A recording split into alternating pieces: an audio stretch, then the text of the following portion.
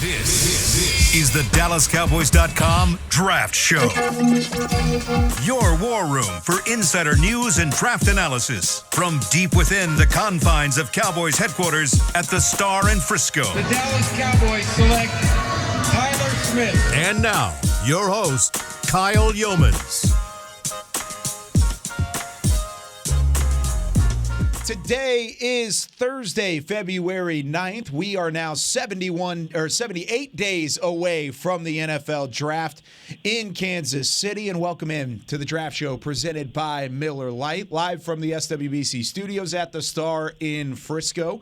I'm here with Aisha Morrison. I'm Kyle Yeomans. We've got Chris Beam in the back. And now on the phone lines wearing his Reese's Senior Bowl shirt. Because we saw it for a split second. You're not going to see him on the video, but you're going to hear him for the rest of the episode. Our very own Bryan Broaddus live from Radio Row out at the Super Bowl. Bryan, glad to have you back, buddy. How is Glendale? How's it going up there? Well, it's going great, guys. It's good to be with my scout buddies as always. It's been a lot of fun, a lot of really cool interviews. It could be very hectic, but you'll be surprised how many people will walk up to you and start talking about the draft. I mean, it's like, they're like, hey, you're that guy that talks about the draft. And I'm like, yeah. So the next thing you know, the draft show is known worldwide here, and a lot of folks are very, very interested in it. And I'm excited to be with you guys today. I'm looking forward to being with you guys in studio next week. It's one of those things, technology and old people never seem to work very well together. So we'll figure it out one day. Beam did a heck of a job trying to get me to you. I just couldn't quite make it. That's okay. Well, we've got you on the phone, and that's going to be great throughout the rest of the episode. Now, you mentioned people coming up to you and talking draft. Of course, your world known as well. Who's the biggest person that's come up to you so far on Radio Row and wanted to talk draft? Who's number one? Well, it's funny. Michael Lombardi and I used to work together in Philadelphia and ran a draft together. And, we were kind of talking about Dallas philosophy and stuff like that. He does a show on Vissen and I do my stuff on 105.3 The Fan.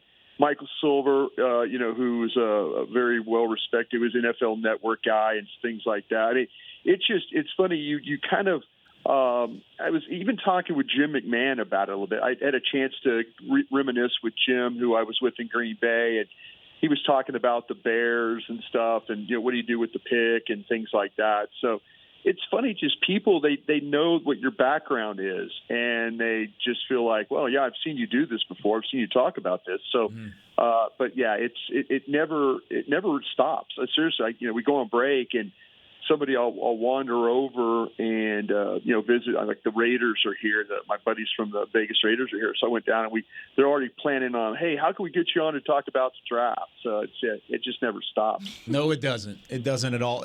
So this is your first year covering the draft with us, but what's the biggest thing that's kind of stood out to you to this point? I mean, because like Bryan said, it never really stops up until April 30th. I mean, it's go, go, go. But what's been your best impression of it so far? So far, I think my biggest thing I'm taking away from the draft is just how different we all see the game. Like, I can look at a player, and then that's why I'm really not active on Twitter right now. I'm just being straight up with y'all, because there's so many different opinions about players that I don't want nothing to sway me from what I'm seeing unless, we're having that discussion about, but that's my biggest thing is that so many people see players differently, and then also certain teams may see players differently, because I might look at a guy and be like, oh, well, he doesn't separate well, but a team might be looking at a possession receiver. So that's just the biggest thing I'm noticing is, what I see is not what everyone else sees, and to be respectful of other people's thoughts and then to evaluate from there. Aisha, what you got to remind him about is that ice cream, buddy. Tell him, hey, first thing you ask him is, hey, what's your favorite flavor? And they tell you chocolate, and you're a Rocky Road person. Just remind him this scouting's a little bit like ice cream. We all love ice cream. We all love ice cream at the end of the day. We just have different flavors that we love. If you like chocolate ice cream, though, I'm a little worried. You're not a chocolate ice cream? Listen, some things don't need to be chocolate, and I think that's ice cream. Really? Yes. Okay, this is a completely separate discussion. I'm sorry. This is a whole different issue. It's the off season. I'm gonna come on like girls talk, boys talk, and we're gonna no. Okay, so speaking of different flavors of ice cream, and speaking of these players, this might be my favorite part of the draft process because it's informational gathering. Mm-hmm. We're drinking from a fire hose. We're learning about these prospects. We're finally seeing these all-star games. We're seeing the Senior Bowl and the Shrine Game and all of these different aspects that lead up to the Combine. And then really once the Combine hits, that's when you're really ranking. That's when you're starting to put players versus players and you're really starting to hit it. Brian, based off of what you were able to look at from the Senior Bowl last week, I mean, this is probably the last time we'll hit on the Senior Bowl, but I wanted to get your thoughts. What position group stood out the most to you if you had to pick one that evaluation-wise really jumped off the chart to you? Yeah, I think that to me, I really like what I saw with his defensive linemen and stuff like that. I mean, that was something to me. And that's just one of those hard positions to kind of focus on. I mean, not to focus on, but, man, you can make or break your team when you start to talk about these defensive linemen. And, and I really do I think the Senior Bowl, I'm friends with Jim Nagy, the director of it. I think they do a tremendous job overall of bringing this all in focus.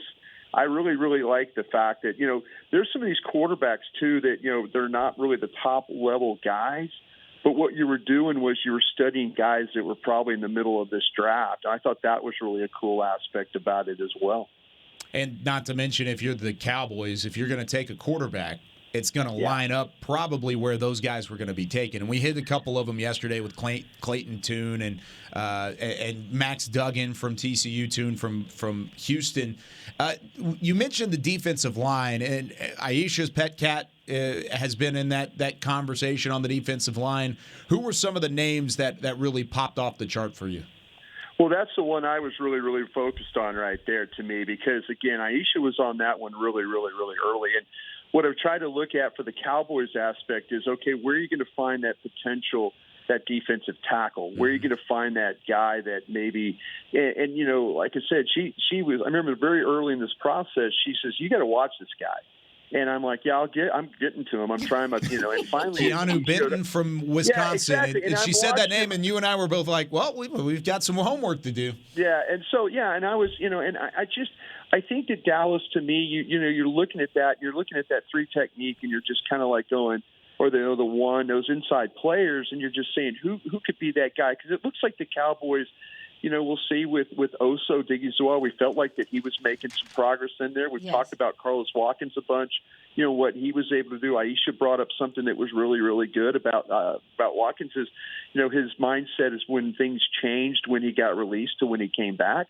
But, yeah, you that defensive tackle spot, you're just watching that going, okay, somebody show me something here. Somebody show me what they can, how they can play in this thing and be really, really effective. And I think that's the one. If you're a fan of, looking for a guy or looking for a tackle, that's a really good place to start. Yeah, him. I asked Dane yesterday, Brian. I said, if you had to choose between Benton, if you had to choose from Keanu Benton from Wisconsin, I don't want him at a Tamawa, at a Bare. Yep. Aditamiwa Adibare. Yes. From Northwestern. Him and Carl Brooks from Bowling Green. Yeah, who would amazing, you choose out of those guys? And I agree with you on the DT thing is that, Carlos Watkins had a calf in this last game. So, he was a key guy that they brought back. But the DT position, even from what you saw from Hankins, having that guy in there, a true nose in there, really helped your linebackers, and I think it helped your edge players kind of be able to play a little bit more free as well. So I'm looking at DT because I really think that could be somewhere that they go. I think you're spot on because you look at John Ridgway's pick last year. They're trying to find this big nose tackle. They're trying to find somebody to replace Quentin Bohanna at the same time because they spent a draft pick on him a couple years ago and he's been okay. He hasn't been necessarily that guy. They brought in Jonathan Hankins. Hankins was probably the best out of the bunch in terms of a space eater, multiple gap guy in the middle of that defense. they haven't found that big nose tackle piece that can kind of be the early domino to fall for Dan Quinn's system. And they might be able to find that in this draft. And I think there are guys, it could even be a 3 technique if you really wanted to. But, Brian, when you're looking at the way that Dallas has drafted defensive tackles over these last few years, does it deter you at all from the 3 technique? Because you mentioned Osa Odighizuwa, he's starting to pan out. You move Chauncey Golston to 3 technique. Then you also have Neville Gallimore, who hasn't necessarily boated the way that he thought he would as a 3rd-round pick. Do you maybe hesitate on working at 3 technique if there's a really good nose tackle, or vice versa? Well, I think a lot of it, guys, as we watched this team through the years, was really dictated on what Rod Marinelli wanted from his defensive linemen. And I think with Dan Quinn, who is a former defensive line coach himself, and then with AD, there being as a line coach, I think that to me that focus for so many years under the Jason Garrett administration, when Rod Marinelli was here, Rod was always like, oh, you could go find that one technique somewhere else, or whatever. And I remind him that, like, well, man, Booger McFarland, I think, was a 1st-round pick. That was your one technique with Warren Sapp playing the 3. So, you did address that with a premium pick. Over those years, it was really, it was kind of a neglected position. And, I think that's currently changed. I think Dan, when Dan was out of the league for that year and had to reevaluate where his defense was, it was, I can't play with this guy. I can't play with that type of guy. I've got to include this guy. I think that's where we've evolved to right now is with the Cowboys is, they went out and made a trade for Hankins. There's a time at former administrations that wouldn't have done that. Mm-hmm. They wouldn't have gone out and got a 330-pound defensive lineman, just wouldn't have done it. And I think that the fact that you're more open now to taking those kinds of guys, because there's a lot of these defensive tackles that come into play, especially with these one technique guys. Our guy at Baylor, 358 pounds. Mm-hmm. Those are the kind of thing. Smith from Michigan, 337 pounds. These are big guys, and there used to be a time where you didn't really see the previous group really look at those kind of players.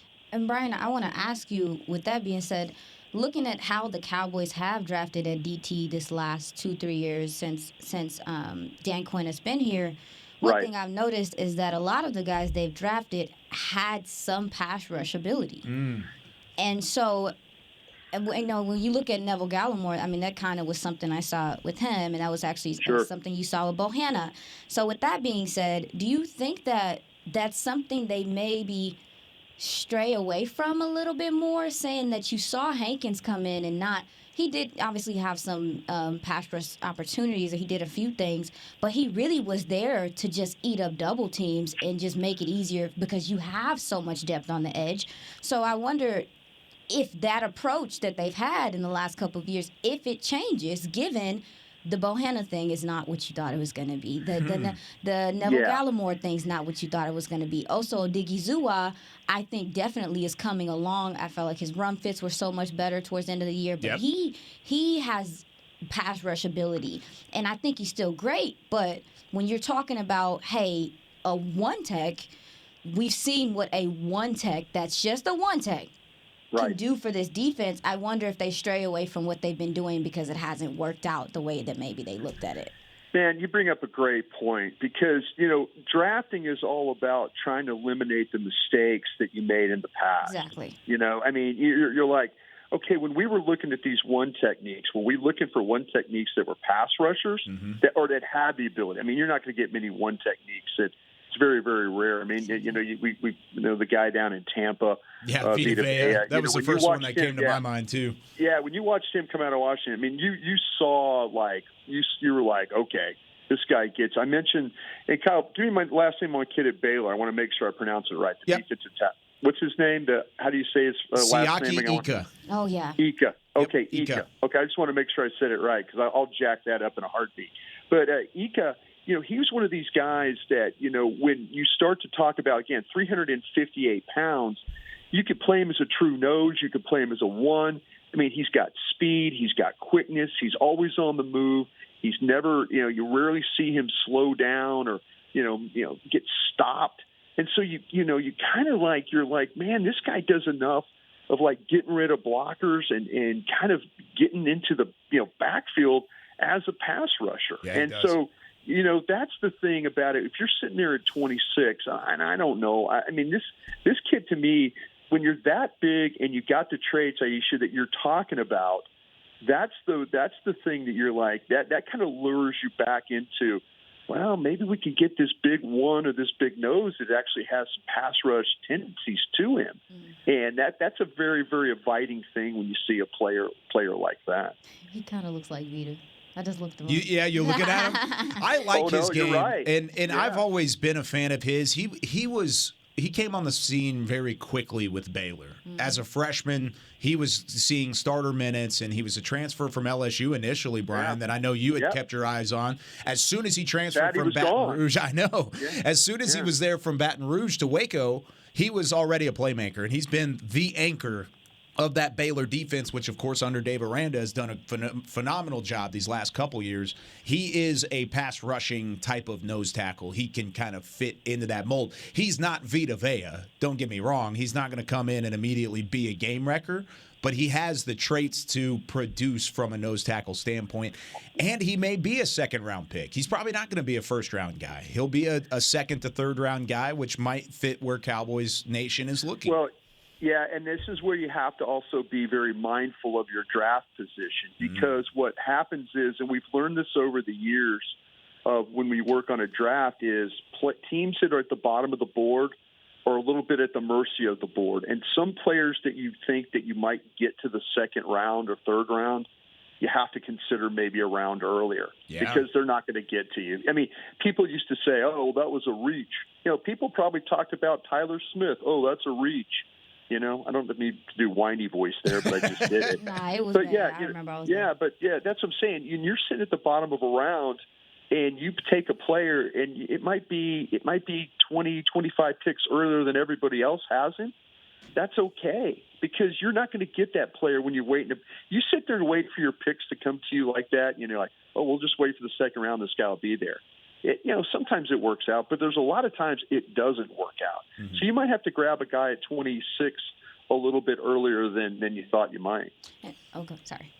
What was that? No, I was going to add that, and we're talking about the DT position, and you talk about, not just, you're waiting for the board to fall to you, but you also do have to have some aggression. And I think from the DT position, I specifically think you got to do that, because we saw this year the run game is back in these streets, right? In the NFL, right? Yeah. So a lot of teams are going to be going into this draft, to me, with the intent, even some of these linebackers you see, you like, oh yeah, you got some pass rush ability, but can you defend the run? A lot of these edge players, can you defend the run? That was a universal thing, I felt like, through the NFL. Even some of the best teams in the NFL, you look at the 49ers, the Eagles, you can attack them on the edges. You can attack a lot of teams right now on the edges. So, and also, too, just running the ball. So I think that the DT position, D-line, they're going to be looking for guys to stop the run. And I think that you do have to be aggressive with getting some of these guys that are higher up.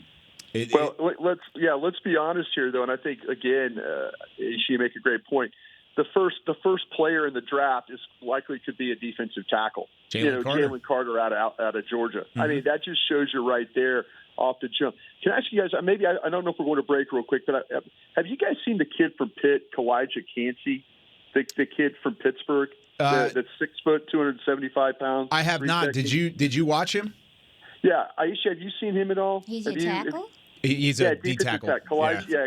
Kalijah Cansey from Pittsburgh. Yeah. I don't know. No. So neither one of us have seen him, Brian. But here, I got asked that in Twitter on the 20. Let's answer that when we come back. Okay. Let's take a quick break. I want to hear your scouting report on him, because, that's a guy that I marked as we need to probably talk about.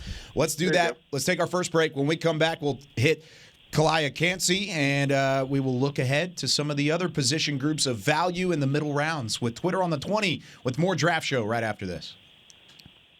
Hey Cowboys fans, if you're looking for a full-time or part-time job, check out Liberty Tax, proud partner of the Dallas Cowboys. If you've got tax experience and want to help your community with their finances, you're the perfect candidate. No tax experience? We also offer in-person tax school courses locally. Liberty Tax has 79 locations across DFW and 2,300 offices nationwide. Learn more about our job opportunities at libertytax.com/hiring or call your local Liberty Tax office today. Craving something flavorful? Replace that bloated burrito feeling with Smoothie King's new Power Meal Smoothies. With 3 delicious flavors like cinnamon banana, blueberry raspberry, and spinach pineapple, you can fill up on flavor, not calories. Each meal replacement smoothie is packed with 20 grams of protein, 7 grams of fiber, and 23 vitamins and minerals, all under 350 calories with 0 grams of added sugar. So next time you want something flavorful, swap fast food for a Power Meal Smoothie. Order today on the Smoothie King app. Smoothie King, the official smoothie of the Dallas Cowboys. I'm Darren Woodson,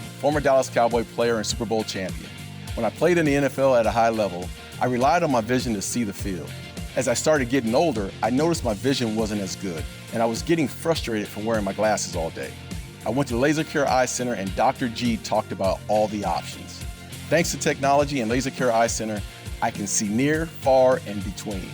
Don't fumble your vision any longer. Visit them at dfweyes.com and tell them Darren sent you. They got me back on my game. What do you call a group of grown men and women with their faces painted silver and blue who get together every week to share a 3-hour-long ritual of jumping, singing, and toasting Miller Lite in 10-gallon hats while yelling, "How about them Cowboys?" You call it Miller Time in Dallas. Here's to the Cowboys. Here's to the original light beer. It's Miller Time. Celebrate responsibly. 2021 Miller Brewing Company, Fort Worth, Texas.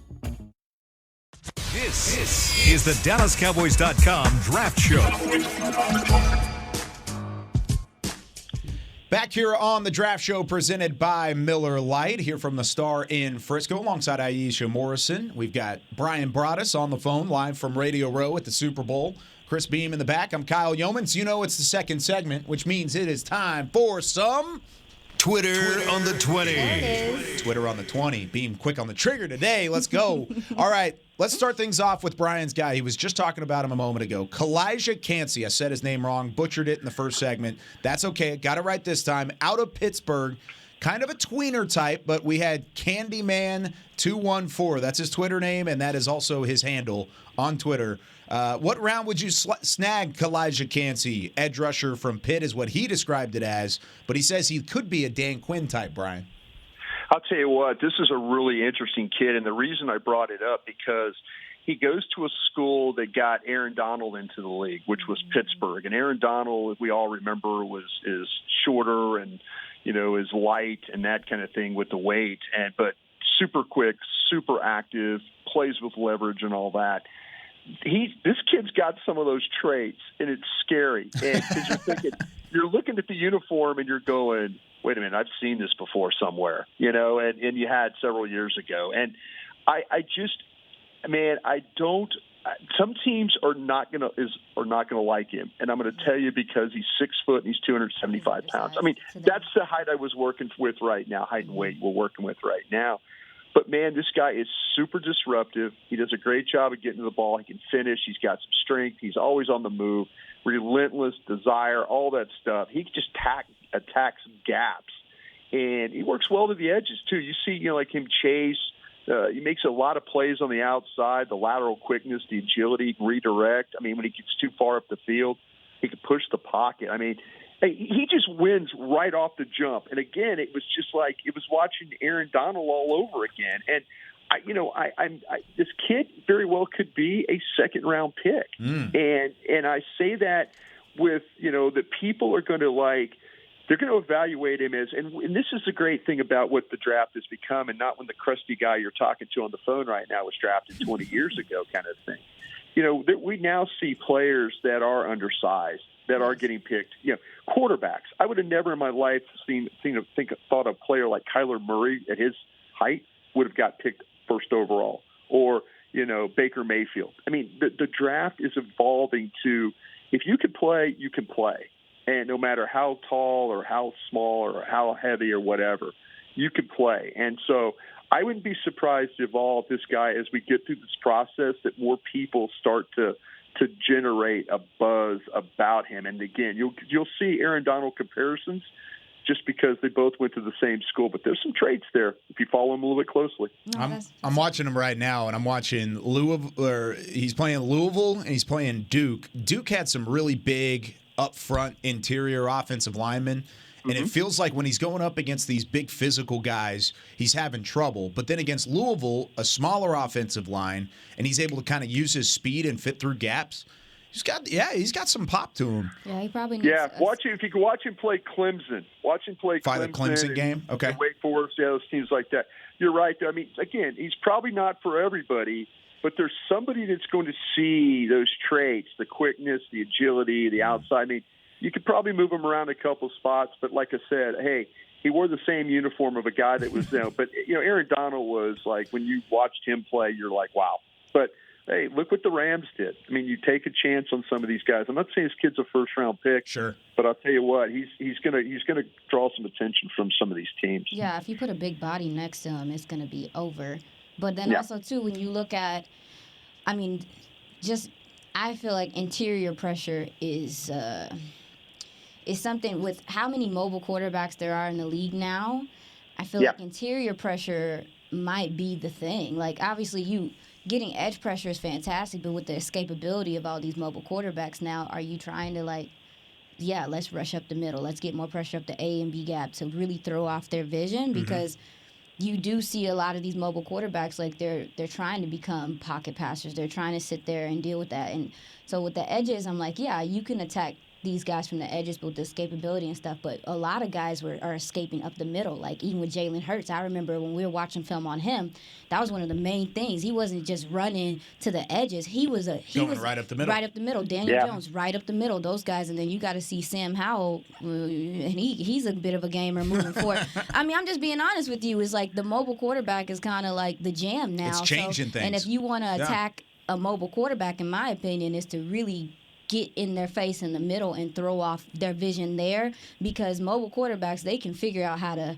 escape the edges. And so I'm also looking at if a lot of guys do have pass rush ability, a lot of these DTs do, and I don't feel like maybe it's so much of a bad thing anymore if you do have another gentleman next to them to be able to, take on some of those double teams or just take on more of that power or be that bigger guy. So, yeah. Brian, I mean, if you ask any quarterback in the NFL which type of pressure is more of a nuisance to deal with, they're all going to say interior pressure. So absolutely. I think you're spot on. Because eye level, Aisha's absolutely right. Yeah. The eye level, because I was talking to Mike Lombardi about this yesterday, and he brought up the point, it's like when he was in Cleveland with Bernie Kosar, and Bernie Kosar would come to the sidelines and he would say, hey, we got to be better at the right guard. We got to be better at, left tackle. We got to be better at, you got to be better at center. It's like, the question becomes, okay, wait a minute, your eyes are supposed to be down the field. Why are you telling me why do we need to be better at right guard or left guard or center? If you're telling me where the pressure's coming from, that's affecting your eye level, and if your eye level's not downfield, you're not seeing the receivers. If you could tell me what's going on with the pocket and the guys that are having trouble, your eye level is in a really, really bad spot. Yeah, it's just so tough because you can feel the pressure coming from the edge. You can step up, and you can then try and navigate from there. But you can't do nothing about it. You can't do anything coming right at you. No, you can't do anything about it. All right, second question of Twitter on the 20. Justin Richards asked, could you see the Cowboys trading up in this draft? And who could you see them trying to move up for if they were going to do it? Of course, Captain Trey Down, our very good friend Jeff Kavanaugh, probably rolling over right now listening to this. But trading up, is that a possibility? And is there anybody that would be valuable enough, Brian, that they would just go get him? Man, I'll tell you what, this team, I mean, they've got they're going to get compensatory picks, which you trade. They're going to have enough to move and be aggressive and all that. I wonder, the position that's stretching for me right now, and I don't know about you guys, so you tell me what you think. I kind of feel like this team would look at a corner, and I don't know if the right corner would get to you, that you would maybe make a move to get there. I mean, everybody's got these guys, these corners all different. Gonzalez. I love the kid Joey Porter from Penn State. He's my number 2 guy. Yeah, I don't see how you. I mean, to me, can you go enough? But if you're going to move, I just feel like there's just enough corners where you don't have to move. That's kind of where I'm at. I just don't think. I think they're going to. I think they learned their lesson. Not lesson, or I mean, they sat there and let the board come to them. Mm-hmm. And last year, and they had Tyler Smith where he was. I just don't see them going up and getting, because the positions I think are going to stretch for them that they're looking at. We've talked about the defensive tackles. We've kind of talked about a little bit these edge rushers. I don't know about you guys. I've looked at 14 edge rushers so far. Yeah. And I'm not hating. Probably there's a couple of them I really, really wouldn't want to deal with. But I feel like that position will stretch for you a little bit. That offensive line, the guard position, if you're looking to grab a guard, I think they're in a good spot just to sit there and see where this thing's coming to you. And, even though they do have the compensatories, if you want to make a small move to flip a 5 or something like that, hey, I'm all for it. But I just don't see this team right now. I'm going to stack this board when they get done, and I'll figure out, okay, this is a guy I would go for. The guy I would go for is one of those corners. Like I said, I really do like the Porter kid if he got to where you can get him. Yeah, I'm 70 players in now, so I'm getting to the point where I can kind of see where this class is going to end up. I'm trying to find where the values are. It looks a lot, and it reminds me a lot of last year's draft class, where there are these top-heavy guys. There's about 10 guys that are locks to be first-round picks, top 15 picks. And once those guys go, then there's a significant amount of guys that are good enough to be taken in the first round, but they won't be. There's going to be about 30 of those guys that are right in that same category. And I'm right there with you. I think edge rusher, you've got 2 guys right up at the top with Will Anderson, Miles Murphy, Tyree Wilson, probably the third one in that list. I really like Tyree Wilson out of Texas Tech a lot. I think a lot of people do. I like him a lot. Corner, it's Christian Gonzalez out of Oregon. At first, it was Keely Ringo out of Georgia, but all of a sudden, he's starting to drop off the face of the planet. People are taking him. Mocks are starting to show him go in the early second round, maybe even late second round. And then there's Joey Porter Jr., who is my second best corner, but he's probably going to be a top 15 pick. Outside of that, you're going to probably get a really good defensive tackle. You're going to get a good shot at linebacker. You're going to get a great look at wide receiver unless you just fall in love with one of these early wide receivers. You want to go try and go up and get a Jackson Smith and Jigba if you don't think he'll fall to 26, or if you want to go get a Jordan Addison out of USC if you don't think he'll fall. That's the only way I could see them trading up. So for me, I look at this class and I look at what the Cowboys have going on right now, and I feel like one of the only places that, especially on offensive line, like, who are your guards? Okay. Because McGovern's a free agent. Yeah. Right? I mean, Zach Martin is here. Probably Tyler Smith is your guard. But isn't he supposed to be your left tackle? Yeah, depending on what happens with Tyron. You don't know. So, really, I mean, I feel like tackle is kind of, they have enough guys at tackle. Now, the Cowboys have seen success drafting offensive linemen in the first round. Guard feels like a need to me. Mm-hmm. Like, it does. It feels like a need because we don't know what they're going to do with McGovern. Say what you want to say. Zach Martin is fantastic, but he's becoming a senior in this game. We have to be realistic about that. No doubt. Tyler Smith, are you going to keep moving him from guard to tackle, or you want him to be stationary? You got Terrence Steele coming back. You got Tyler Broaddus there. You could really solidify this line if you get a top guard or a guard that is going to come in and be able to play for you day one, maybe even have some swing ability. So, with that being said, I don't know if it's likely, but I do feel like with the Cowboys knowing themselves, like, we've seen success drafting in the offensive line in the first round. We know we hit there. If you needed to go get a guy, if you wanted to go get a guy, that's like one of the only positions. Like, well, you mentioned corner too, but offensive line, if you wanted to go get a guard to solidify this line. I mean, you got Tyler Broaddus, you got, maybe. Who's your top guard right now? I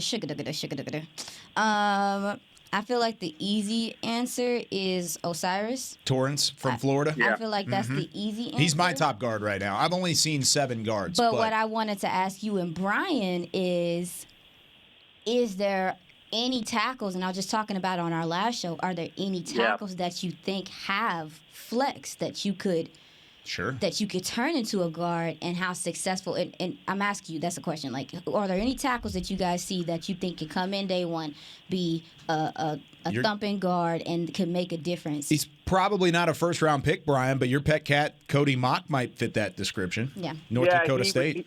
He's a tackle. I know that, to me, you got to think about the kid Avia at TCU. TCU. Mm-hmm. Now he's a straight guard. I mean, that's a 6'4", 330-pound guy that plays with balance and all the things that we all like about that.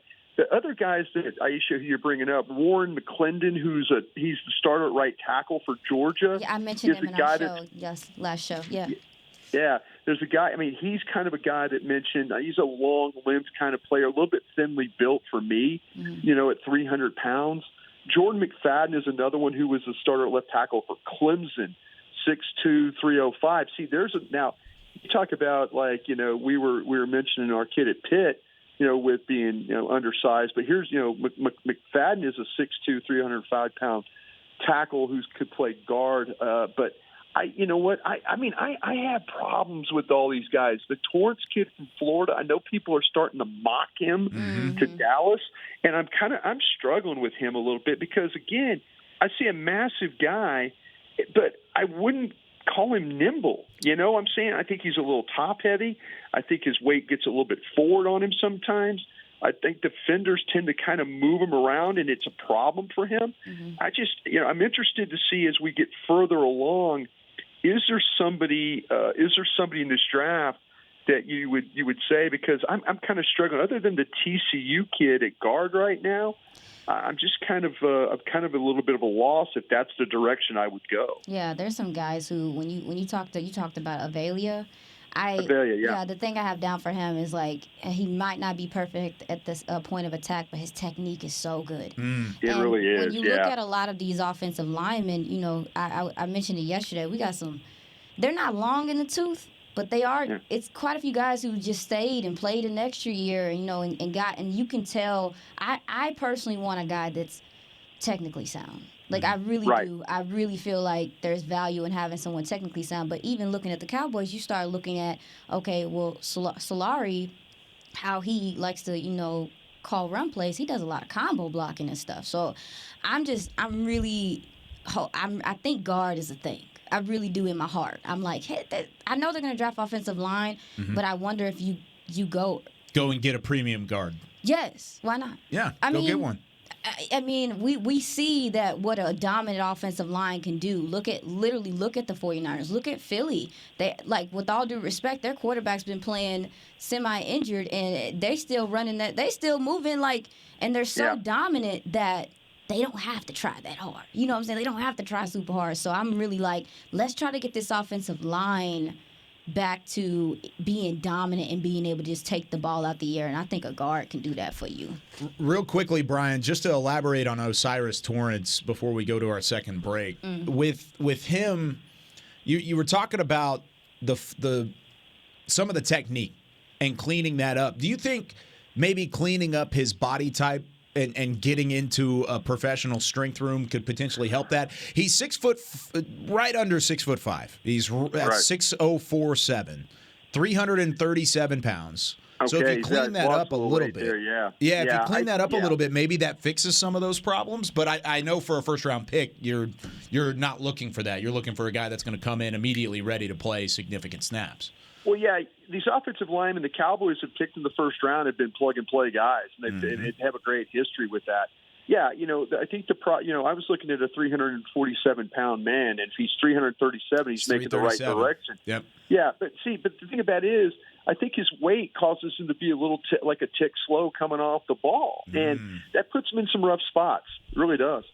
That's interesting because you're right. He's kind of been a name that's started slowly creeping up there in terms of the needs for the Cowboys because of what Aisha just talked about. But he might fit that mold as maybe a second-round grade, but a first-round prospect because he's going to get picked at 26, but he may not be one of those first-round guys that ends up slipping. So keep an eye on O'Cyrus Torrence. out of Florida. Let's take our second break. When we come back, I want to do a little Tell Me More. We did that yesterday with Dane, Brian. I want to pick a couple guys that you've had your eyes on, and we'll get your thoughts on it as well. We'll hit some with Aisha as well that she's been waiting and chomping at the bit to talk about. Let's do some Tell Me More again when we come back with more Draft Show right after this. I'm Dak Prescott, quarterback of the Dallas Cowboys. Blockchain.com is one of the most trusted ways to buy, sell, and trade crypto. Whether you're always on the go or stay closer to home, Blockchain.com is just a few taps away. Put the power of crypto in your pocket, so no matter where you are, you can trade on your terms and build a crypto portfolio to fit your life. For crypto pros, rookies, and anyone in between, Blockchain.com makes it easy to own a piece of the future. Blockchain.com, trusted by millions, trusted by America's team. In a stressful world, Lincoln provides balance and calm amidst the chaos by creating sanctuaries that move you through the world with ease. Our vehicles make your time richer and more uplifting with human-centric design, intelligent technology, and powerful performance. As the official luxury vehicle of the Dallas Cowboys, driving a Lincoln is just another way to show your team pride. Experience our full lineup of luxury vehicles, including the Corsair, Aviator, Navigator, and Nautilus at Lincoln.com. What do you call a group of grown men and women with their faces painted silver and blue who get together every week to share a 3-hour-long ritual of jumping, sinking, and toasting Miller Lite in 10-gallon hats while yelling, "How about them Cowboys?" You call it Miller Time in Dallas. Here's to the Cowboys. Here's to the original light beer. It's Miller Time. Celebrate responsibly. 2021 Miller Brewing Company, Fort Worth, Texas. Star Sports Tours is the only official fan travel partner of the Dallas Cowboys, offering exclusive game weekend travel packages with pre-game sideline access and photo ops with current players, cheerleaders, and Cowboy legends. You want to stay at a team hotel, attend the best tailgate party in Texas, tour the Star, and talk X's and O's with me, Everson Walls? With Star Sports Tours, you can. Visit cowboystravel.com to book your travel package today. This is the DallasCowboys.com Draft Show.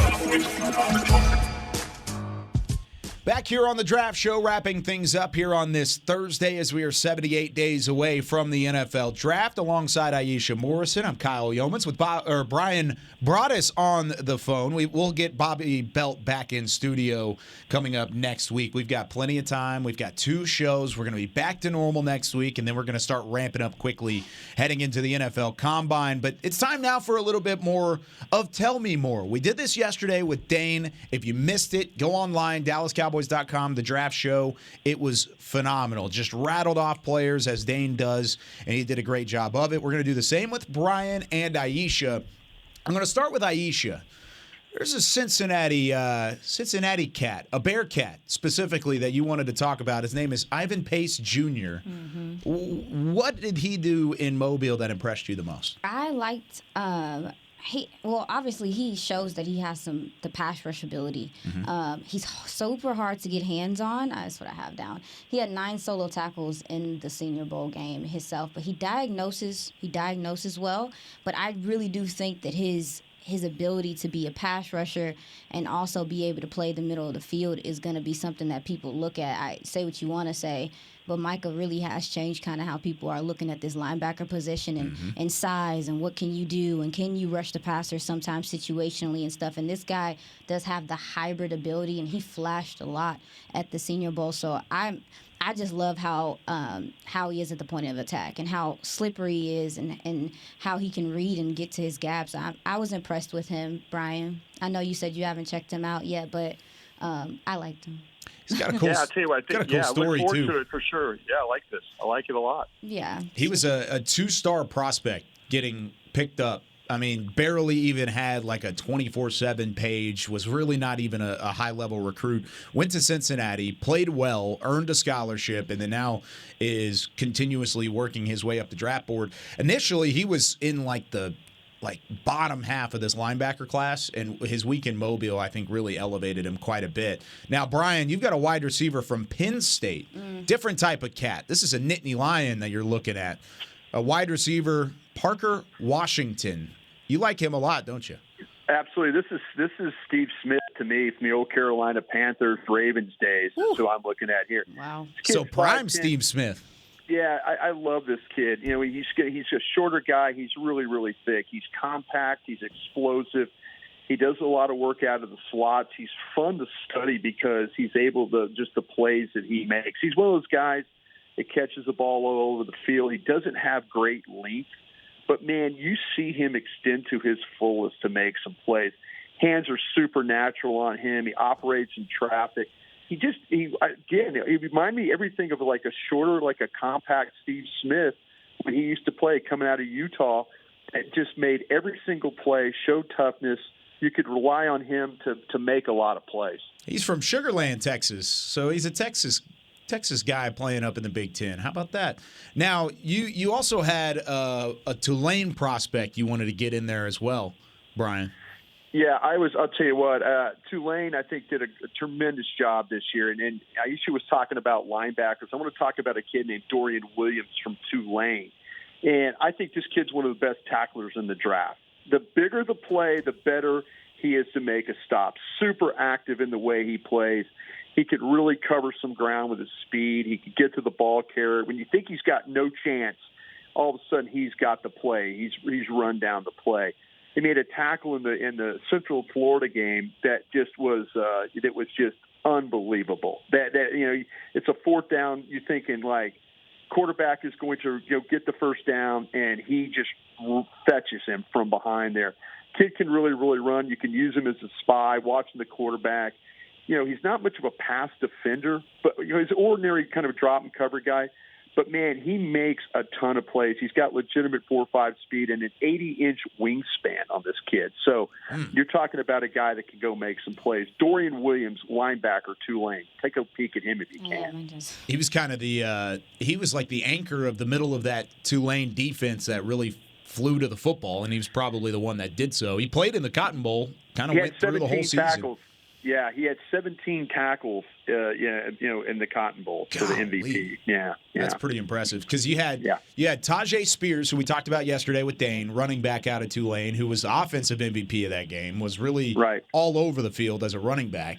And then on the other side of the ball, you had a guy like Williams, Dorian Williams, who was a linebacker, who was the defensive MVP, and both of those guys are Senior Bowl prospects. So very fun to watch, and they were both impressive in Mobile. You had another Mobile prospect, too, that you wanted to hit. Dude, Sidney Brown. Brown is fun to me, man. He's fun to me because watching him, the coverage ability. Where is he out of? Oh, Illinois. 5'10", 211 pounds from what I know. And watching him, they were in one-on-one drills. And for a safety, you already know, well, number one, one-on-one drills are not made for DBs. Let's keep it a buck.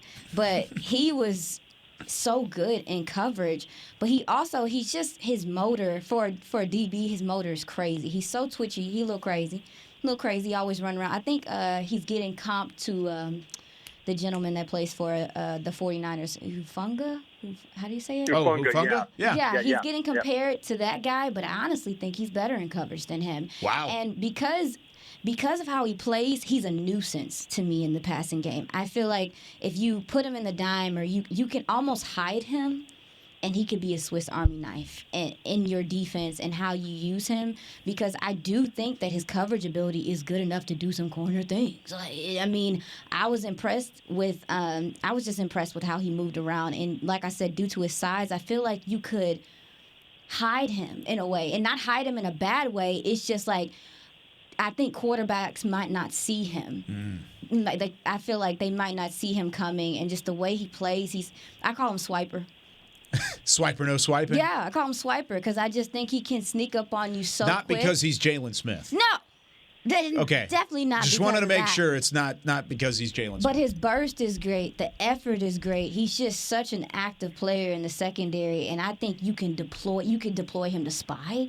You could deploy him to do so many different things. This guy has some versatility, and I think what he can do in coverage, in the Senior Bowl, I think really changes things and what you could do with him in a defense. 4 different guys to keep an eye on. A little bit of Tell Me More to wrap up the draft show today. Brian, anything you want to add before we let you go and get out of here? I can't wait for you to watch him, Brian.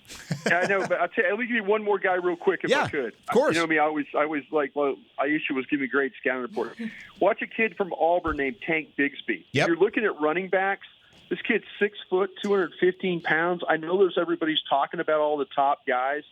Take a peek at Tank Bigsby. Like I say, this kid has got lower body power. He's a really physical runner. He catches the ball really, really well out of the backfield. Super dependable in that way. We'll see with Mike McCarthy now calling the plays. We'll see what happened with the running back situations.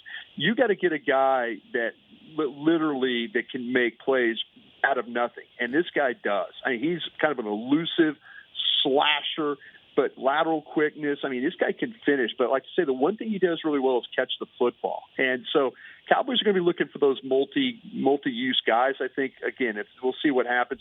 We had Mike Lombardi on yesterday. He said by all means the Cowboys needed to tag Tony Pollard in this thing because he is the ultimate weapon to have. But name to keep in mind, Tank Bigsby, Auburn running back. For those that are watching on the stream or on the podcast post, we're actually showing some highlights of Bigsby at the moment, and yeah, he's kind of a lateral runner. He goes side to side well, has a little bit of explosiveness to him. 3-year starter at tailback, Brian. He's got a little bit of tread on the tires. He's been experienced, which is a good thing.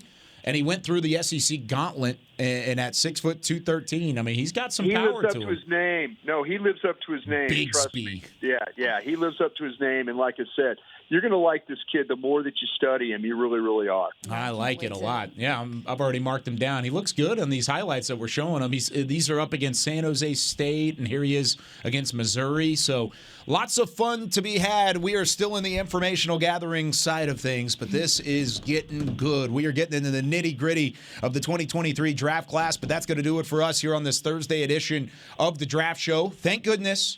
This is the last time we're apart. We will be back together on Wednesday, all 4 of us, Brian, Bobby, Aisha, myself, and then Chris Beam, who goes out and finds Tank Bigsby B-roll throughout the week, who's doing a great job running things in the back. But that's going to do it for us.